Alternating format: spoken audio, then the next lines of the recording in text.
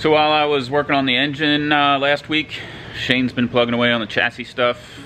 We're just kind of finalizing the location of some things that didn't necessarily have a for sure home, or that just weren't finished from when we started working on the chassis years ago. For instance, we have some new radiator mounts here.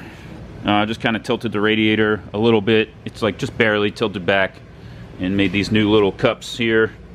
Those are the old ones we still have to remove, but the radiator used to be at like a big angle here, so we kind of straightened it up and moved it back here so that we can put some more items here in this space to kind of get more weight over the rear axle. The fuel cell, we riv nutted that. This was already in here, but we riv nutted that, and we're waiting for our components for the rest of the cell.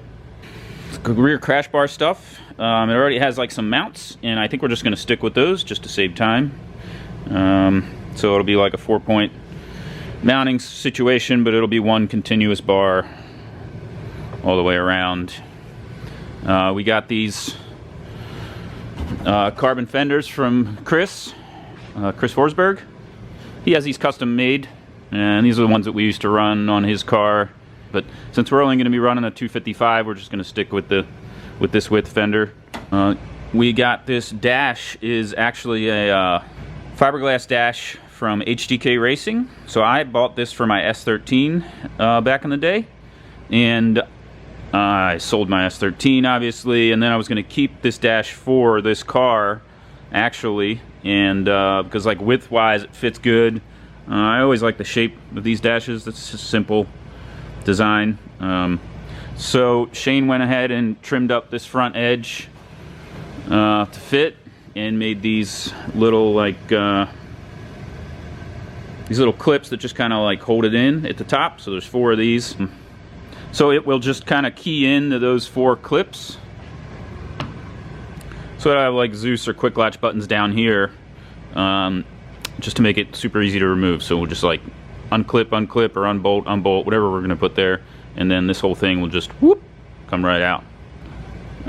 We still have to finish the bulkhead stuff, but we started on that a couple years ago, which is cool.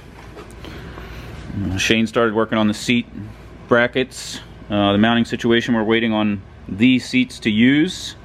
Then we can finalize that, put the threaded holes in the tubes. Same thing, we started playing with some pedal box stuff. So we have a tilt and floor mount, and the cockpits in these cars are very tiny. I mean, there just isn't a whole lot of space in here. Ideally we run the seat all the way back though, just to get the weight, you know, as close to the rear axle as possible, and, you know, centered, considering we're gonna have a big heavy twin turbocharged engine up front. Well, not that big and heavy, it's not too J heavy, right? Shane got us some plates tacked on here for our front structure. Progress is being made here. It's pretty exciting. Alright, so what I want to do here is get this engine fitted up in the car. So I got an old subframe bolted in here, and a steering rack for clearance purposes, just so I can try and get it as low as possible. This line here might be an issue, but we can bend that out of the way some if need be.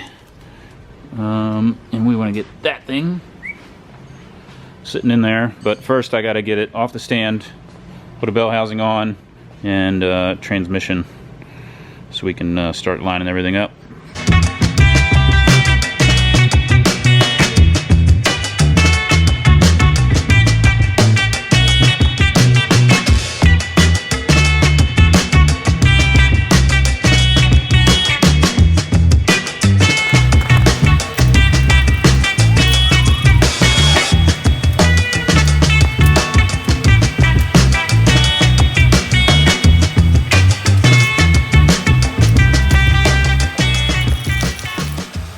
So to mate this 4-speed racing gearbox to the VR38, because it's normally all-wheel drive, we're using this custom bell housing.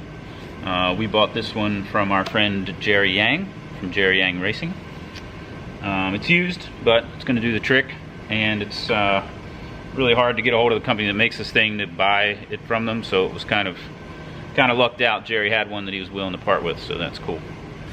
So we're pretty confident at this point that we're going to be using a 4-speed gearbox. like a G-Force TSR.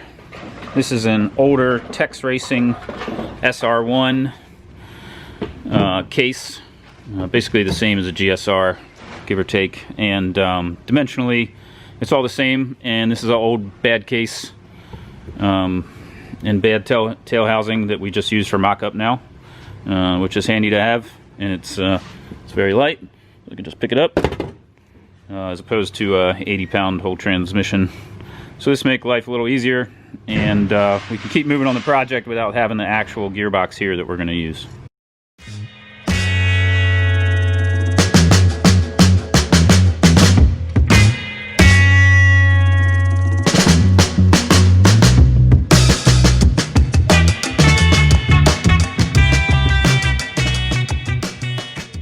We got the car off the chassis dolly. There she is, right there. We built a couple of these a few years ago. Great for wheeling chassis around the shop. And got it on the lift so that we can start fitting the engine in the car. We're getting a bunch of parts from Chris Forsberg from his car, including the turbo manifolds and stuff. And we're going to be using Parts Shop Max steering rack relocator. This is one we used to do back in the day. We would just cut and move the whole thing forward, but we're getting a whole new kit from Powered by Max, and that's going to change some stuff here a little bit. So I'm not going to fully mount the engine yet, but I'm at least going to sit it in there and get it in a rough position, and then I'm going to make a coolant crossover pipe for the back of the engine that I'll show you in a second here. So I got to use a traditional engine crane here because we don't have any overhead cranes under this low ceiling part of our shop. And just get an idea of how close I can get it to the firewall. And this is where the coolant crossover pipe between this cylinder heads here. That's going to be like what would technically be like an upper radiator hose outlet. So I got to fabricate that, connect these two, and then shoot back towards the radiator in the back of the car. So I'm going to mill these flanges off. They're like the original flanges that the water neck came off the back of the cylinder heads, and it made like a big silly like W-shaped maneuver. So I'm going to mill them flat so that I can weld my own tubes to them, and it'll also give me a nice clean surface to weld to.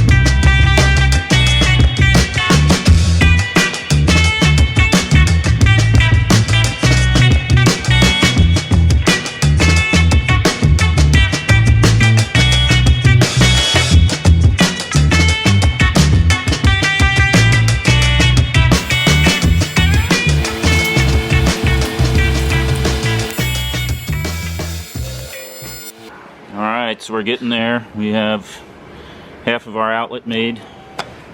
This is just a dummy fitting I put on the weld bung so that the threads don't get screwed up while I'm making it. So there, now we just got to connect. Bam bam. Alright, as you can see, I Frenched this pipe in here so that I could get the engine as close to the firewall as possible, and the way the firewall is shaped, that'll still give us clearance, because these block-off plates right here will actually probably be like touching the firewall, those EGR block-off plates. So this gives us room, still plenty of flow considering the hole is only that big, so that'll work out pretty good. There we go, nice and tight. Should give us clearance to our firewall. And we can move on to the next hurdle. Before we mess with the engine, we're waiting on some parts from Powered by Max, their cross-member relocator, and then we can get the engine mounted in the car. Meanwhile, though, we're going to continue with the cockpit, and that'll probably be what some of the next video's content will be about. Shane has started mounting the pedal box after we came up with a good mounting solution for it, and we're waiting on the Recaro seat so that we can finalize the seat placement too. Thanks for watching. See you next time.